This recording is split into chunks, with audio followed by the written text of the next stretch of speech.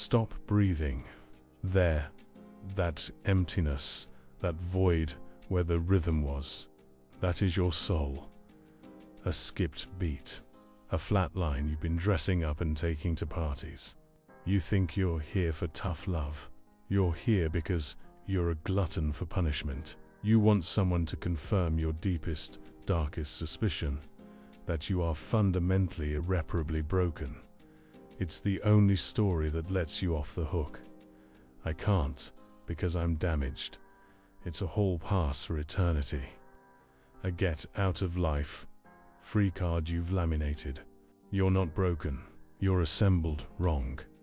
You were built by committee, parents, teachers, algorithms. You are a Frankenstein's monster of other people's expectations, stitched together with the cheap thread of approval, seeking, animated not by lightning, but by the dull, flickering bulb of what will they think.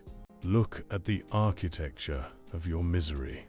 It's so predictable, so boring. Your fears are off, your anxieties are mass-produced. You have the existential dread of a suburban mall. You haven't had an original pain in your life. You are a sentimentalist. You worship the past like a shrine when it's just a landfill. You hold on to grievances like they're heirlooms when they're just the trash that didn't get collected. You nurse old wounds not because they hurt, but because they give you identity. The one who was wronged. It's a limp, pathetic crown, and you wear it like it's platinum. Step 1. Murder your history. That story you tell, at bars, on first dates, in your own head. The one about the betrayal, the failure, the heartbreak. It's not a story, it's a cage. You are the jailer, and you recite the prison rules to yourself every night to remember why you can't leave. That history is not yours. It's a ghost haunting a house you don't even own. You must kill it, not understand it, not reframe it. Kill it. Take the memory, the one that makes your throat tighten.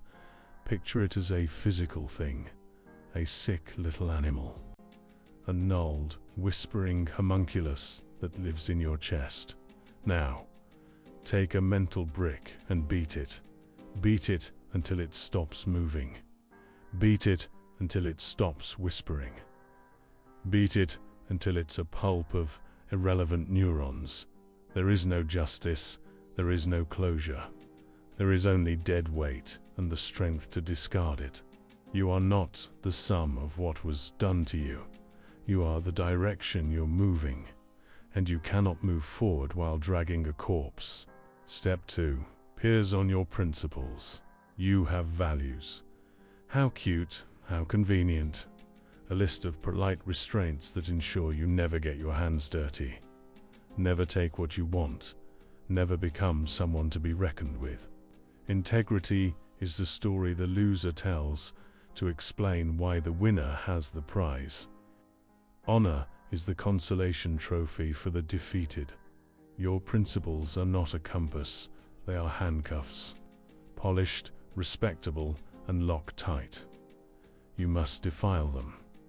Deliberately. Do something that would make the old you recoil in disgust. Not something illegal. Something uncomfortably effective. Take credit you only half-earned. Network with someone you morally despise because they have power. Charge a price that feels obscene for your skill. Feel the slick, greasy feeling of being a hypocrite. That feeling is the sound of your chains breaking. The good man is a myth invented to keep men poor, powerless, and passive. A man with rigid principles is a statue. Easy to look at, easy to predict, easy to walk around. A man without them is a storm, unpredictable, untethered, feared. Step 3. Seek the vacuum. You are terrified of emptiness, of silence, of unstructured time, so you fill it with noise, with scrolling, with hustle, with cheap dopamine and cheaper philosophy.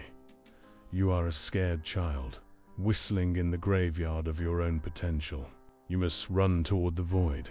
Sit in a room, no phone, no book, no music, no meditation, just you and the hollow sound of your own breathing. It will last 5 minutes before the panic starts. The itch, the voice that says, "This is useless, do something." That itch is withdrawal. You are a junker for distraction. You must sit there until the panic passes, until you hit the flat, grey bedrock of your own boredom. Under that boredom is a well of pure, undiluted will. You have been pouring garbage into it for years to avoid tasting its clean, cold, terrifying water. Go to the empty parking lot at night. Stand in the center. No goal, no podcast in your ears. Just stand there, in the silent, electric emptiness. Let the vast, indifferent sky press down on you. Feel how small your dramas are. Feel how free you could be if you stopped pretending your life needs a constant soundtrack. Step 4. Become an impossibility. People know you. They have you figured out.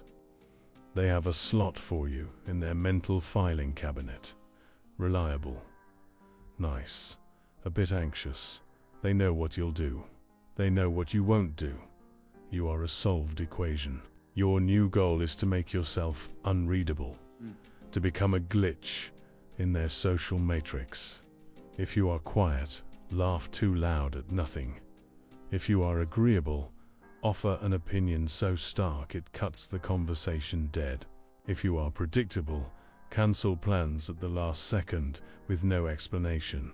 Become a man of contradictions, not to be quirky, to become unmanageable, to shatter the mold they poured you into and stand there, sharp-edged and confusing.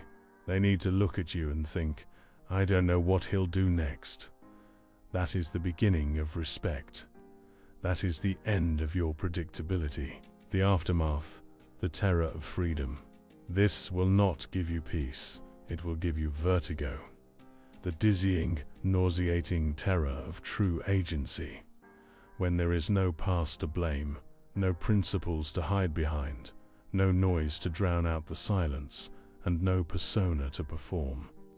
You will stand naked before the infinite choices of your own life. It will feel like standing at the edge of a cliff in the dark. You will miss your cage. You will crave your handcuffs. You will be tempted to rebuild your history just to have walls around you again. Don't. This terror is not your enemy.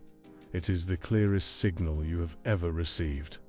It is the feeling of a soul that has finally consumed its own bullshit and is staring, raw and hungry, at the blank canvas of reality. You were a ghost. Now you're a question mark. The world hates question marks. It tries to erase them, solve them, turn them into periods. Your only task now is to remain unanswered. To be a living, breathing mystery. To move through the world not as a biography, but as a force. A storm doesn't explain itself. A fire doesn't ask for permission. A predator doesn't negotiate its hunger. The flatline has passed. A new, jagged, irregular heartbeat is starting. Don't you dare try to steady its rhythm.